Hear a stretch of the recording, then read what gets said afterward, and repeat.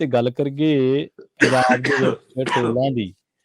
ਪੰਜਾਬ ਨੂੰ ਹੁਣ 1 ਮਹੀਨੇ ਲਈ ਟੋਲ ਮੁਕਤ ਕਰ ਦਿੱਤਾ ਜੀ। ਸਰਕਾਰ ਨੇ ਕੀਤਾ ਜਾਂ ਟੋਲ ਕੰਪਨੀਆਂ ਨੇ ਜਾਂ ਮਾਜਰਾ ਕੋਈ ਹੋਰ?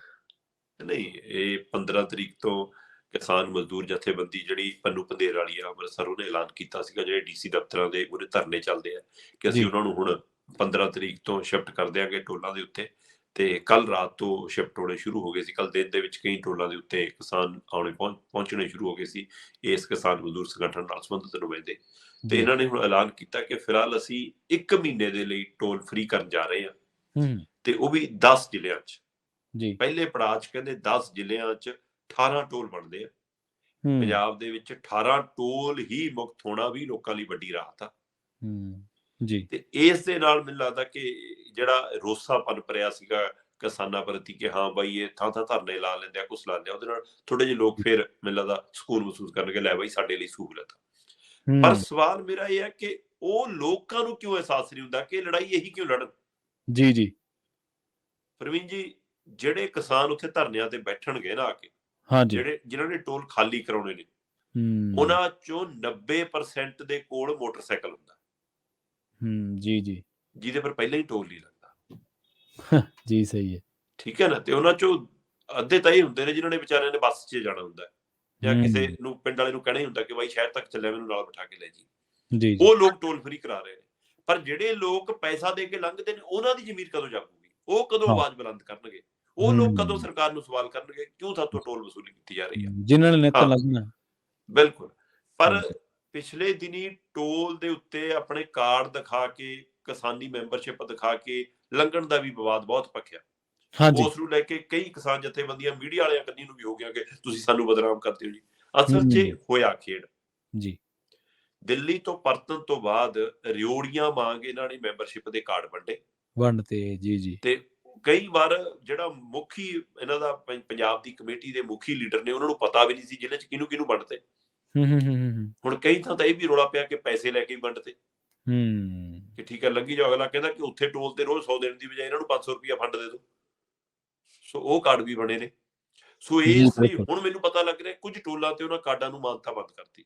ਉਹ ਕਹਿੰਦੇ ਸਟੇਟ ਕਮੇਟੀ ਦੇ ਜਿਹੜੇ ਮੈਂਬਰ ਨੇ ਜੀ, ਜਾਂ ਜਿਹੜੇ ਮੁਖੀ ਲੀਡਰ ਨੇ, ਜਿਹੜੇ ਪਛਾਣੇ ਹੋਏ ਚਿਹਰੇ ਨੇ, ਉਹਨਾਂ ਨੂੰ ਲੰਘਣ ਦੇਵਾਂਗੇ, ਬਾਕੀਆਂ ਨੂੰ ਹੂੰ। ਨਹੀਂ ਲੰਘਣ ਦੇਣਾ। ਸੋ ਠੀਕ ਹੈ। ਜ਼ਿਲ੍ਹਾ ਪੱਧਰ ਤੇ ਵੀ ਉਹਨਾਂ ਨੂੰ ਪਤਾ ਕਿ ਪੁਰਾਣੇ ਲੀਡਰ ਕਿਹੜੇ ਨੇ ਜੀ, ਤੇ ਪੰਜਾਬ ਪੱਧਰ ਦੇ ਲੀਡਰ ਕਿਹੜੇ, ਉਹਨਾਂ ਨੂੰ ਤਾਂ ਕਹਿੰਦੇ ਠੀਕ ਹੈ, ਜਿਹੜਾ ਹਰੇਕ ਦਿਖਾਉਂਦਾ ਬਾਈ ਮੈਂ ਕਿਸਾਨ ਆ, ਅੱਛਾ ਉਹ ਕਹਿੰਦਾ ਫਿਰ ਤਾਂ ਪੂਰਾ ਪੰਜਾਬ ਹੀ ਕਿਸਾਨ ਹੈ, ਹੂੰ। ਖੇਤੀ ਪ੍ਰਧਾਨ ਸੂਬਾ ਹੈ।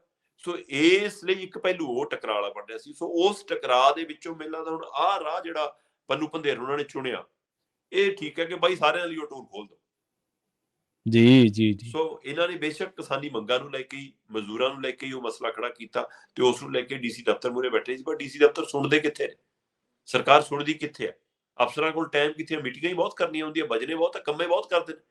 ਹੂੰ। ਲੋਕ ਬਿਲਕੁਲ ਸਹੀ। ਨੁਮਾਇੰਦਿਆਂ ਕੋਲ ਲੋਕਾਂ ਲਈ ਟਾਈਮ ਨਹੀਂ। ਜੀ, ਜੀ। ਸੋ ਸੋ ਇੱਥੋਂ ਹਿਸਾਬ ਲਾ ਲਓ। ਸੋ ਇਸ ਲਈ ਹੁਣ ਪੰਨੂ ਪੰਧੇਰ ਹੋਰਾਂ ਨੇ ਅੱਜ 15 ਤਰੀਕ ਤੋਂ 10 ਜ਼ਿਲ੍ਹਿਆਂ ਦੇ 18 ਟੋਲ, ਜਿਹਦੇ ਵਿੱਚੋਂ ਮੈਨੂੰ ਪਤਾ ਲੱਗ ਰਿਹਾ ਕਿ ਜਿਵੇਂ ਅੰਮ੍ਰਿਤਸਰ ਦੇ ਟੋਲ ਪਲਾਜ਼ਾ ਨੇ, ਕੱਥੂ ਨੰਗਲ ਵਾਲਾ ਹੈ, ਮਾਨਾ ਵਾਲਾ ਹੈ, ਇਸੇ ਹਾਂਜੀ। ਤਰ੍ਹਾਂ ਫਿਰ ਅਟਾਰੀ ਵਾਲੇ ਨੇ, ਫਿਰ ਤਰਨਤਾਰਨ ਜ਼ਿਲ੍ਹੇ ਵਾਲੇ ਟੋਲ ਨੇ, ਇਸੇ ਤਰ੍ਹਾਂ ਫਿਰੋਜ਼ਪੁਰ ਜ਼ਿਲ੍ਹੇ ਵਾਲੇ ਟੋਲ ਨੇ, ਫਿਰ ਇਸੇ ਤਰ੍ਹਾਂ ਪਠਾਨਕੋਟ ਵਾਲੇ ਟੋਲ ਪਲਾਜ਼ੇ ਨੇ, ਦੀਨਾਨਗਰ ਵਾਲੇ ਨੇ, ਹੁਸ਼ਿਆਰਪੁਰ ਵਾਲੇ ਨੇ। ਇਸ ਤਰ੍ਹਾਂ 10 ਜ਼ਿਲ੍ਹਿਆਂ ਦੇ 18 ਟੋਲ ਨੇ ਪ੍ਰਵੀਨ ਜੀ, ਜਿਹੜੇ ਹੂੰ। ਅੱਜ ਤੋਂ 15 ਤਰੀਕ ਤੋਂ ਮਤਲਬ ਇਹਨਾਂ ਨੇ ਕਿਹਾ ਸੀਗਾ, ਤੇ ਅੱਜ ਤੋਂ ਟੋਲ ਫ੍ਰੀ ਹੋ ਗਏ ਨੇ। ਤੇ ਅਗਲੇ 15 ਜਨਵਰੀ ਤੱਕ ਇਹ ਟੋਲ ਫ੍ਰੀ ਰਹਿਣਗੇ। ਜੇਕਰ ਸਰਕਾਰ ਨੇ ਨਾ ਸੁਣੀ ਕਹਿੰਦੇ ਫਿਰ ਅਗਲਾ ਐਲਾਨ ਕਰਾਂਗੇ ਜੀ। ਸਾਰੇ ਪੰਜਾਬ ਚ ਨਹੀਂ, ਯਾਨੀ ਕਿ 10 ਜ਼ਿਲ੍ਹਿਆਂ ਦੇ। ਹਾਂਜੀ, ਸਾਰੇ ਜੀ, ਪੰਜਾਬ ਚ ਨਹੀਂ, ਹਲੇ 10 ਜ਼ਿਲ੍ਹਿਆਂ ਦੇ। 10 ਜ਼ਿਲ੍ਹਿਆਂ ਦੇ। ਜੀ, ਜੀ। ਅਗਲੀ ਖਬਰ ਦੇ ਵੱਲ ਵਧੀਏ ਸ਼ਰਮਾ ਜੀ, ਤੇ ਗੱਲ ਕਰੀਏ ਭਾਜਪਾ ਦੀ, ਪੰਜਾਬ ਦੀ ਸਿਆਸਤ ਦੀ। ਪੰਜਾਬ ਦੇ ਵਿੱਚ ਭਾਜਪਾ ਵੱਲੋਂ ਹੁਣ ਸੂਬਾ ਚੋਣ ਕਮੇਟੀ ਦਾ ਐਲਾਨ ਕਰ ਦਿੱਤਾ ਗਿਆ, ਜਿੱਥੇ ਤਿੰਨੇ ਪਾਰਟੀਆਂ ਇੱਕ ਸੱਤਾ ਦੇ ਵਿੱਚ ਆ, ਉਹਦੀਆਂ ਆਪਣੀਆਂ ਚੁਣੌਤੀਆਂ, ਅਕਾਲੀ ਦਲ ਦੀਆਂ ਆਪਣੀਆਂ ਚੁਣੌਤੀਆਂ, ਕਦੇ ਪੇਸ਼ੀਆਂ ਤੇ ਕਦੇ ਕੁਛ, ਕਦੇ ਕੁਛ। ਕਾਂਗਰਸ ਦੀਆਂ ਆਪਦੀਆਂ, ਕਦੇ ਇਹਨਾਂ ਦੀਆਂ ਵੀ ਪੇਸ਼ੀਆਂ ਹੀ ਆ, ਕਦੇ ਵਿਜੀਲੈਂਸ ਪਿੱਛੇ ਫਿਰਦੇ, ਕਦੇ ਪੰਜਾਬ ਪੁਲਿਸ, ਤੇ ਕਦੇ ਧਰਨੇ ਪ੍ਰਦਰਸ਼ਨ ਕਰਨੇ ਪੈਂਦੇ ਆ। ਭਾਜਪਾ ਨੇ ਇਸੇ ਵਿਚਾਲੇ, ਇਸੇ ਦਰਮਿਆਨ ਪੰਜਾਬ ਦੇ ਵਿੱਚ ਅਨੁਸ਼ਾਸਨੀ ਤੇ ਸੂਬਾ ਚੋਣ ਕਮੇਟੀ ਦਾ ਐਲਾਨ ਕਰ ਦਿੱਤਾ। ਕੀ ਕਹੀਏ, ਭਾਜਪਾ ਨੇ ਪੰਜਾਬ ਦੇ ਵਿੱਚ ਸਿਆਸਤ ਜੋ ਇਕੱਲਿਆਂ ਨੇ ਕਰਨੀ ਹੈ, ਜਾਂ ਜੋ ਵੀ ਉਹਨਾਂ ਦਾ ਏਜੰਡਾ ਹੈ, ਉਹਦੇ ਤੇ ਹੁਣ ਪਾਰਟ ਟਾਈਮ ਛੱਡ ਕੇ ਫੁੱਲ ਟਾਈਮ ਕੰਮ ਕਰਨਾ ਸ਼ੁਰੂ ਕਰਤਾ। ਬਿਲਕੁਲ ਜੀ, ਭਾਜਪਾ ਹੁਣ ਫੁੱਲ ਟਾਈਮ ਪੰਜਾਬ 'ਚ ਕੰਮ ਕਰ ਰਹੀ ਹੈ। ਉਹ ਲਗਾਤਾਰ ਲੀਡਰਾਂ ਨਾਲ ਸੰਪਰਕ 'ਚ ਹੈ, ਲਗਾਤਾਰ ਉਹਨਾਂ ਤੋਂ ਰਿਪੋਰਟ ਲਈ ਜਾ ਰਹੀ ਹੈ। ਹਲਕਾ ਵਾਈਜ਼ ਕੁਝ ਲੀਡਰਾਂ ਦੇ ਲਈ 20 ਬੰਦੇ ਉਹਨਾਂ ਦੇ ਉੱਤੇ ਛੱਡੇ ਨੇ ਕਿ ਤੁਸੀਂ ਆਹ ਬੰਦੇ ਦਾ ਸਾਨੂੰ ਪੂਰਾ ਰਿਪੋਰਟ ਕਾਰਡ ਤਿਆਰ ਕਰਕੇ ਦਿਓ, ਜਿਹੜਾ ਬੰਦਾ ਬੀਜੇਪੀ 'ਚ ਸ਼ਾਮਿਲ ਹੋਇਆ। ਠੀਕ ਹੈ। ਜਿਨ੍ਹਾਂ ਜਿਹੜੇ ਉਮੀਦ ਕਰਦੇ ਕਿ ਸਾਨੂੰ ਟਿਕਟਾਂ ਮਿਲ ਜਾਣ। ਹੁਣ ਤੋਂ ਹੀ ਉਹਨਾਂ ਦੇ ਬਾਰੇ 20 ਬੰਦਿਆਂ ਨੂੰ, ਵੱਖ-ਵੱਖ ਬੰਦਿਆਂ ਨੂੰ ਲਾਇਆ, ਤੇ 20 ਬੰਦਿਆਂ ਨੂੰ ਨਹੀਂ ਪਤਾ ਕਿ ਮੈਨੂੰ ਇੱਕੋ ਬੰਦੇ ਦਾ ਕੰਮ ਦਿੱਤਾ ਹੋਇਆ, ਇੱਕੋ ਬੰਦੇ ਤੇ ਮੈਨੂੰ ਲਾਇਆ ਹੋਇਆ, ਤਾਂ ਕਿ ਉਹਨਾਂ ਦਾ ਆਪਸ ਵਿੱਚ ਕੋਈ ਤਾਲਮੇਲ ਨਾ ਹੋਵੇ। ਉਹ ਸਾਰੀਆਂ ਰਿਪੋਰਟਾਂ ਦਿੱਲੀ ਜਾਣਗੀਆਂ, ਉਸ ਤੋਂ ਬਾਅਦ ਤੈਅ ਹੋਣਾ ਕਿ ਟਿਕਟ ਦਾ ਹੱਕਦਾਰ ਬਣਦਾ ਕਿ ਨਹੀਂ। ਸੋ ਬੜੇ ਬਰੀਕੀ ਨਾਲ ਕੰਮ ਭਾਜਪਾ ਨੇ ਸ਼ੁਰੂ ਕਰ ਦਿੱਤਾ। ਦੂਸਰੇ ਪਾਸੇ ਲੈ ਦੇ ਕੇ ਚਿਹਰੇ ਉਹਨਾਂ ਕੋਲ 40 ਕੇ ਨੇ, ਤੇ ਉਹ 40 ਕੁ ਚਿਹਰਿਆਂ 'ਚ ਖੇਡੀ ਜਾਂਦੇ ਨੇ। ਉਹਨਾਂ ਨੂੰ ਇੱਕ ਕੇਂਦਰੀ ਟੀਮ 'ਚ ਲੈ ਜਾਓ, ਠੀਕ ਹੈ ਉਹਨਾਂ ਨੂੰ ਪੰਜਾਬ 'ਚ ਲਿਆਓ, ਜੀ। ਉਹਨਾਂ ਨੂੰ ਅਨੁਸ਼ਾਸਨੀ 'ਚ ਪਾ ਲਓ, ਉਹਨਾਂ ਨੂੰ ਚੋਣ 'ਚ ਪਾ ਲਓ, ਉਹੀ ਲੈ ਦੇ ਕੇ ਨੇ। ਸੋ ਹੁਣ ਕੈਪਟਨ ਅਮਰਿੰਦਰ ਜਾਂ ਸੋਢੀ ਜਾਂ ਮਨੋਰੰਜਨ ਕਾਲੀਆ ਜਾਂ ਸੁਨੀਲ ਜਾਖੜ, ਇਹ ਸਟੇਟ ਕਮੇਟੀਆਂ 'ਚ ਵੀ ਬੜੇ ਫਿਰਦੇ ਨੇ, ਸੈਂਟਰਲ 'ਚ ਵੀ ਬੜੇ ਫਿਰਦੇ ਨੇ। ਹੁਣ ਅਨੁਸ਼ਾਸਨੀ ਕਮੇਟੀ 'ਚ ਵੀ ਆ ਗਏ ਜੀ। ਅਸੀਂ ਇੱਧਰ ਹੁਣ ਇਹਨਾਂ ਨੇ ਇੱਕ ਬਣਾਈ ਹੈ 15 ਮੈਂਬਰੀ ਕਮੇਟੀ, ਜਿਹੜੀ ਚੋਣ ਕਮੇਟੀ ਹੈ ਪੰਜਾਬ ਦੀ। ਜੀ ਉਹਦੇ ਵਿੱਚ ਅਸ਼ਵਨੀ ਸ਼ਰਮਾ ਵੀ ਹੈ, ਉਹਦੇ ਵਿੱਚ ਤਰੁਣ ਚੁੱਗ ਵੀ ਹੈ, ਉਹਦੇ ਵਿੱਚ ਕੇਂਦਰੀ ਮੰਤਰੀ ਸ਼ੋਮ ਪ੍ਰਕਾਸ਼ ਵੀ ਹੈ, ਉਹਦੇ ਵਿੱਚ ਅਵਿਨਾਸ਼ ਰਾਏ ਖੰਨਾ ਵੀ ਹੈ, ਉਹ 'ਚ ਕੈਪਟਨ ਅਮਰਿੰਦਰ ਵੀ ਹੈ, ਉਹ 'ਚ ਸੁਨੀਲ ਜਾਖੜ ਵੀ ਹੈ, ਉਹ 'ਚ ਮਨੋਰੰਜਨ ਕਾਲੀਆ ਵੀ ਹੈ, ਹਰਜੀਤ ਸਿੰਘ ਗਰੇਵਾਲ ਵੀ ਹੈ, ਤੀਕਸ਼ਣ ਸੂਦ ਵੀ ਹੈ, ਰਾਣਾ ਗੁਰਮੀਤ ਸੋਢੀ ਵੀ ਹੈ, ਇਸੇ ਤਰ੍ਹਾਂ ਕੇਵਲ ਸਿੰਘ ਢਿੱਲੋਂ ਵੀ ਹੈ, ਰਾਜ ਕੁਮਾਰ ਵੇਰਕਾ ਵੀ ਹੈ ਜੀ। ਸੋ ਆਪਾਂ ਪਹਿਲਾਂ ਵੀ ਗੱਲ ਕੀਤੀ ਸੀ ਕਿ ਭਾਜਪਾ ਦਾ ਤਾਂ ਪੂਰਾ ਕਾਂਗਰਸੀਕਰਨ ਹੋ ਗਿਆ। ਸੋ ਆ ਜਦੋਂ ਪੜ੍ਹਦੇ ਆ ਤਾਂ ਐਂ ਭੁਲੇਖਾ ਪਈ ਜਾਂਦਾ ਕਿ ਕਾਂਗਰਸ ਵਾਲੀ ਲਿਸਟ ਪੜ੍ਹ ਰਹੇ ਆ ਕਿ ਭਾਜਪਾ ਵਾਲੀ ਲਿਸਟ ਪੜ੍ਹ ਰਹੇ ਆ। ਸੋ ਇਹ ਮਿਕਸ ਵੈਜੀਟੇਬਲ ਹੁਣ ਚੋਣਾਂ ਤੱਕ ਚੱਲੂਗਾ। ਜੀ ਪਹਿਲਾਂ ਤਾਂ ਇਹ ਪਤਾ ਲੱਗੂਗਾ ਕਿ ਕਾਂਗਰਸੀਆਂ ਨੂੰ ਕਿੰਨੀ ਕੁ ਅਹਿਮੀਅਤ ਮਿਲਦੀ ਆ। 2024 ਚ ਟਿਕਟਾਂ ਕਿਹਨੂੰ ਦਿੰਦੀ ਆ ਭਾਜਪਾ। ਹਾਂਜੀ ਬਿਲਕੁਲ, ਉੱਥੋਂ ਸਾਫ਼ ਹੋਏਗਾ।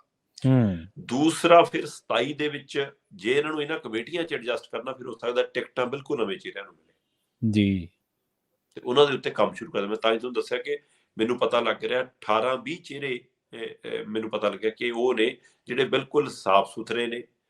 ਬੇਸ਼ੱਕ ਕਿਸੇ ਨਾ ਕਿਸੇ ਰਾਜਨੀਤਿਕ ਪਾਰਟੀ 'ਚੋਂ ਹੋ ਕੇ ਆਏ ਨੇ, ਉਹਨਾਂ ਦਾ ਸ਼ੁਰੂਆਤੀ ਦੌਰ ਪਾਰਟੀਆਂ ਨਾਲ ਸੰਬੰਧ ਰਿਹਾ, ਪਰ ਉਹਨਾਂ ਦੀ ਰਿਪੋਰਟ ਕਾਰਡ ਇੱਕ ਵੱਖਰੇ ਤਰ੍ਹਾਂ ਤੇ 20 ਬੰਦੇ ਉਹਨਾਂ ਤੇ ਲਾ ਦਿੱਤੇ ਗਏ ਨੇ, ਤਾਂ ਕਿ ਉਹਨਾਂ ਦੀ ਰਿਪੋਰਟ ਤਿਆਰ ਕੀਤੀ ਜਾਵੇ। ਜੇਕਰ ਉਹ ਰਿਪੋਰਟ ਕਾਰਡ ਸਹੀ ਨਿਕਲਦੀ ਹੈ ਤਾਂ ਅਗਲੇ 6 ਮਹੀਨਿਆਂ ਬਾਅਦ ਉਹਨਾਂ ਨੂੰ ਇਸ਼ਾਰਾ ਕਰ ਦਿੱਤਾ ਜਾਊਗਾ ਵੀ ਆਹ ਇਲਾਕਾ ਤੈਨੂੰ ਸੌਂਪਤਾ, ਤੇ ਉਹਦੀ ਬਕਾਇਦਾ ਟ੍ਰੇਨਿੰਗ ਕਰਾਉਣਗੇ ਦਿੱਲੀ ਜਾ ਕੇ, ਤੇ ਫਿਰ ਉਹਨੂੰ ਕਹਿਣਗੇ ਕਿ ਹੁਣ ਆਪਣਾ ਚੋਣ ਪ੍ਰਚਾਰ ਬਿਨਾਂ ਐਲਾਨ ਤੋਂ ਸ਼ੁਰੂ ਕਰ ਦੇ। ਸੋ ਇਸ ਤਰ੍ਹਾਂ ਕੰਮ ਕਰ ਰਹੀ ਹੈ ਭਾਜਪਾ ਪੰਜਾਬ ਦੇ ਵਿੱਚ।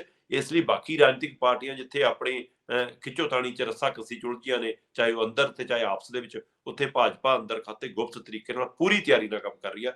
ਕਮੇਟੀਦਾਰ ਕਮੇਟੀ ਵੀ ਤੇ ਗੁਪਤ ਤਰੀਕੇ ਨਾਲ ਤਿਆਰੀ ਵੀ ਚੋਣ ਦੀ। ਹੁਣ 24+27 ਇਕੱਠੀ ਤਿਆਰੀ ਹੈ। ਜੀ ਬਿਲਕੁਲ 24+27 ਇਹ ਸਹੀ ਕਿਹਾ ਤੁਸੀਂ। ਪਰ ਦੇਖਣਯੋਗ ਗੱਲ ਇਹ ਹੋਊਗੀ ਕਿ ਜਿਹੜੇ ਕਾਂਗਰਸੀ ਆਪਦੀ ਸਰਕਾਰ ਰਿਪੀਟ ਨਹੀਂ ਕਰਾ ਸਕੇ, ਉਹ ਭਾਜਪਾ ਦੇ ਪੱਲੇ ਕੀ ਪਾਉਣਗੇ। ਇਹ ਵੀ ਵੇਖਣ ਵਾਲੀ ਗੱਲ ਹੋਊਗੀ। ਤੇ ਆਪਾਂ ਜਾਂਦਿਆਂ ਦੀ ਗੱਲ ਕਰੀਏ ਪਿੰਡਾਂ 'ਚ ਚੱਲਣ ਵਾਲੀ ਸਰਕਾਰ ਦੀ, ਕਿਉਂਕਿ ਮਾਨ ਸਾਹਿਬ ਕਹਿੰਦੇ ਹੁੰਦੇ ਸੀ ਸਰਕਾਰ ਪਿੰਡਾਂ 'ਚ ਚੱਲੂਗੀ, ਸਰਕਾਰ ਥੜਿਆਂ ਤੇ ਚੱਲੂ, ਸੱਥਾਂ 'ਚ ਚੱਲੂਗੀ। ਪਰ ਦੱਸਦੇ ਵੀ ਇਸ ਸਰਕਾਰ ਦੇ ਵਿੱਚ ਤਾਂ ਸ਼ਰਮਾ ਜੀ ਇੰਤਕਾਲ ਵੀ ਬੰਦ ਹੋ ਗਏ ਆ, ਤੇ ਜੇ ਇੰਤਕਾਲ ਬੰਦ ਹੋਣਗੇ, ਕਚਹਿਰੀਆਂ ਦੇ ਵਿੱਚ ਕੰਮ ਨਹੀਂ ਹੋਣਗੇ, ਲੋਕਾਂ ਦੀ ਖੱਜਲ ਖੁਆਰੀ ਤਾਂ ਵੱਟ ਤੇ ਪਈ ਹੈ। ਪ੍ਰਵੀਨ ਜੀ, ਸਰਕਾਰ ਤਾਂ ਉਲਝੀ ਹੈ ਚੰਡੀਗੜ੍ਹ 'ਚ, ਪਿੰਡਾਂ 'ਚ ਤਾਂ ਚੱਲੇ ਨਾ ਚੰਡੀਗੜ੍ਹ ਦੇ ਗੋਲ ਚੱਕਰਾਂ 'ਚੋਂ ਨਿਕਲੇ। ਸੋ ਗੋਲ ਚੰਡੀਗੜ੍ਹ ਦੇ ਗੋਲ ਚੱਕਰਾਂ 'ਚ ਘੁੰਮੀ ਜਾਂਦੀ ਹੈ। ਮਸਲੇ ਤਾਂ ਪਏ ਆ ਕਿ ਦਿੱਲੀ ਵਾਲੇ ਹੋਰ ਮੈਂਬਰ ਬਿਠਾਉਣੇ ਆ ਜੀ, ਉਹਨਾਂ ਲਈ 2 ਕੋਠੀਆਂ ਹੋਰ ਅਲਾਟ ਕਰ ਦਿਓ। ਉਹ 39 ਸੈਕਟਰ 'ਚ ਨਵੀਆਂ ਕੋਠੀਆਂ ਅਲਾਟ ਹੋਣ ਦੀ ਚਰਚਾ ਹੋ ਗਈ। ਸੋ ਇੱਥੇ ਮਸਲਾ ਤਾਂ ਪਿਆ ਹੋਇਆ ਕਿ ਵਿਪ ਨੂੰ ਜੀ ਗੱਡੀ ਦੇਣੀ ਹੈ, ਕੋਠੀ ਦੇਣੀ ਹੈ, ਬੱਤੀ ਦੇਣੀ ਹੈ, ਸਾਰਾ ਕੁਝ ਦੇਣਾ। ਹੁਣ ਰੌਲਾ ਪੈ ਗਿਆ। ਅਗਲੇ ਕਹਿੰਦੇ ਜੀ ਵਿਪ ਤਾਂ ਹਰੇਕ ਪਾਰਟੀ ਦਾ ਹੁੰਦਾ, ਹਰੇਕ ਪਾਰਟੀ ਨੂੰ ਕੈਪਟਨ ਦਾ ਰੈਂਕ ਦੇਣਾ ਪਊਗਾ ਤੁਹਾਨੂੰ, ਇਕੱਲੇ ਆਪਣੀ ਵਾਲੀ ਨੂੰ ਥੋੜਾ। ਜੀ ਸੋ ਇਸ ਲਈ ਸਰਕਾਰ ਤਾਂ ਹੋਰ ਮਸਲੇ ਜੁੜ ਗਈ, ਉਹਨੂੰ ਪੰਜਾਬ ਦਾ ਜਾਂ ਪਿੰਡਾਂ ਦਾ ਕਿੱਥੋਂ ਫਿਕਰ। ਤੇ ਹਾਲਤ ਇਹ ਹੈ ਕਿ ਪੰਜਾਬ ਦੇ ਵਿੱਚ ਛੋਟੇ ਪਲਾਟਾਂ ਦੀ ਰਜਿਸਟਰੀਆਂ ਲਗਭਗ ਬੰਦ ਨੇ ਜੀ। ਸਰਕਾਰ ਨੂੰ ਵੀ ਖਜ਼ਾਨਾ ਨਹੀਂ ਆ ਰਿਹਾ ਤੇ ਲੋਕਾਂ ਦਾ ਵੀ ਖੱਜਲ ਖੁਆਰੀ ਜਾਰੀ ਹੈ। ਦੂਸਰੇ ਪਾਸੇ ਐਫੀਡੈਵਿਟ ਨਹੀਂ ਮਿਲਦੇ, ਆਨਲਾਈਨ ਕਰਤਾ ਜੀ ਸਿਸਟਮ, ਕਦੇ ਸਰਵਰ ਡਾਊਨ ਹੋ ਗਿਆ ਜੀ, ਕਦੇ ਆਹ ਨਹੀਂ ਚੱਲਿਆ ਜੀ, ਕਦੇ ਉਹ ਨਹੀਂ ਚੱਲਿਆ ਜੀ, ਉਹ ਸੈੱਟ ਹੀ ਨਹੀਂ ਬੈਠ ਰਿਹਾ। ਰਹਿੰਦੀ ਖੁੰਦੀ ਅੱਗੇ ਕੀ ਸੀਗਾ ਕਿ ਸਿੱਧਾ ਜਾਓ ਭਾਈ, ਜਾ ਕੇ ਆਪਣੇ ਫੀਸ ਭਰੋ ਤੇ ਕਢਾ ਲਓ ਜੀ ਕਿ ਹਾਂ ਅਸੀਂ ਇੰਤਕਾਲ ਦੇਖਣਾ ਜੀ, ਕਿਹਦੇ ਨਾਂ ਤੇ ਚੜਿਆ ਕਿਹਦੇ ਨਾਂ ਤੇ ਨਹੀਂ, ਫਰਦ ਜਦ ਨਿਕਲ ਜਾਂਦੀ ਸੀ। ਹੁਣ ਮੈਨੂੰ ਪਤਾ ਲੱਗ ਰਿਹਾ ਕਿ ਪਿਛਲੇ ਕਈ ਮਹੀਨਿਆਂ ਤੋਂ ਜਿਹੜਾ ਪੰਜਾਬ ਦੇ ਅੰਦਰ ਇਹ ਆਨਲਾਈਨ ਸਿਸਟਮ ਚੱਲ ਰਿਹਾ ਸੀਗਾ ਇੰਤਕਾਲ ਦੀ ਐਂਟਰੀ ਵਾਲਾ, ਉਹ ਸਿਸਟਮ ਇਹ ਸਾਰਾ ਠੱਪ ਹੋ ਗਿਆ। ਕਾਰਨ ਜਿਹੜੀ ਕੰਪਨੀ ਨਾਲ ਕੰਟਰੈਕਟ ਸੀ ਉਹਦਾ ਕੰਟਰੈਕਟ ਮੁੱਕ ਗਿਆ, ਪਤਾ ਨਹੀਂ ਕੰਪਨੀ ਵਿਚਾਲੇ ਛੱਡ ਗਈ। ਇਹ ਜੀ, ਬਾਦਲਾਂ ਦੇ ਟਾਈਮ ਦੇ ਵਿੱਚ ਆਨਲਾਈਨ ਸਿਸਟਮ ਸ਼ੁਰੂ ਹੋਇਆ ਸੀਗਾ ਜੀ। ਬਾਦਲਾਂ ਨੇ 2012 ਚ ਜੀ, ਜੀਵਨੀ ਰਿਕਾਰਡ ਨੂੰ ਆਨਲਾਈਨ ਕਰਨ ਦਾ ਪ੍ਰੋਸੈਸ ਚਲਾਇਆ ਸੀ। ਉਸ ਸਮੇਂ ਇੱਕ ਕੰਪਨੀ ਨਾਲ ਇਹਨਾਂ ਦਾ ਕੰਪਿਊਟਰਾਈਜ਼ ਕਰਨ ਦੇ ਲਈ ਕੰਪਨੀ ਨਾਲ ਸਮਝੌਤਾ ਹੋਇਆ ਸੀ, ਮਾਊਡਲ ਐਂਟਰੀ ਇੰਤਕਾਲ, ਇਸ ਦੇ ਰਾਹੀਂ ਟੈਕਸਟ ਐਂਟਰੀ ਇੰਤਕਾਲ, ਇਸ ਦੇ ਨਾਂ ਦੇ ਉੱਤੇ ਇੱਕ ਸਰਵਿਸ ਸ਼ੁਰੂ ਹੋਈ ਸੀ, ਜਿਹਦੇ ਨਾਂ ਦੇ ਉੱਤੇ ਕਿ ਆਨਲਾਈਨ ਸਾਰਾ ਸਿਸਟਮ। ਹੁਣ ਉਹ ਲੋਕਾਂ ਨੇ ਜ਼ਮੀਨਾਂ ਖਰੀਦ ਵੀ ਲਈਆਂ, ਰਜਿਸਟਰੀਆਂ ਵੀ ਹੋ ਗਈਆਂ, ਸਾਰਾ ਕੁਝ ਹੋ ਗਿਆ, ਪਰ ਬੋਲੀ ਜਾਂਦੀ ਹੈ ਕਿਸੇ ਹੋਰ ਦੇ ਨਾਂ ਤੇ, ਕਿਉਂਕਿ ਇੰਤਕਾਲ ਚੜੇ ਨਹੀਂ ਰਹੇ। ਸੋ ਇੰਨੀ ਜੀ, ਖੱਜਲ ਖੁਆਰੀ ਹੈ।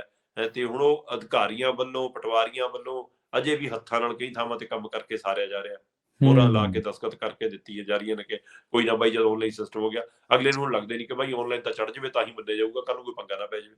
ਬਿਲਕੁਲ ਸਹੀ, ਏਦਾਂ ਹੀ। ਲੋਕ ਇਸ ਡਰ ਦੇ ਵਿੱਚੋਂ ਲੰਘਦੇ ਨੇ, ਪਰ ਪਟਵਾਰੀ ਉਹਨਾਂ ਨੂੰ ਭਰੋਸਾ ਦੇ ਰਿਹਾ ਕਿ ਨਹੀਂ ਜੀ 2-3 ਹਫ਼ਤਿਆਂ 'ਚ ਨਵਾਂ ਸੌਫਟਵੇਅਰ ਖਰੀਦ ਲਿਆ, ਹੁਣ ਉਹ ਨਵੇਂ ਨਾਲ ਕੰਮ ਸ਼ੁਰੂ ਹੋ ਜਾਊਗਾ, ਹੁਣ ਠੀਕ ਹੋ ਜਾਊਗਾ। ਠੀਕ ਹੋ ਜਾਊਗਾ ਦੇ ਚੱਕਰ 'ਚ 9 ਮਹੀਨੇ ਲੰਘ ਲਏ ਸਰਕਾਰ ਤੋਂ, ਕੁਝ ਵੀ ਹੂੰ, ਅਜੇ ਠੀਕ ਨਹੀਂ ਹੋ ਰਿਹਾ ਪ੍ਰਵੀਨ ਜੀ। ਜੀ, ਜੀ, ਜੀ, ਬਿਲਕੁਲ, ਬਿਲਕੁਲ ਠੀਕ ਹੋ ਜਾਊਗਾ, ਠੀਕ ਕਰਾਂਗੇ, ਠੀਕ ਹੋਣ ਵਾਲਾ ਹੈ, ਇਹੀ ਗੱਲਾਂ ਤਾਂ ਲੋਕ ਸੁਣ ਰਹੇ ਆ ਸ਼ਰਮਾ ਜੀ ਲਗਾਤਾਰ।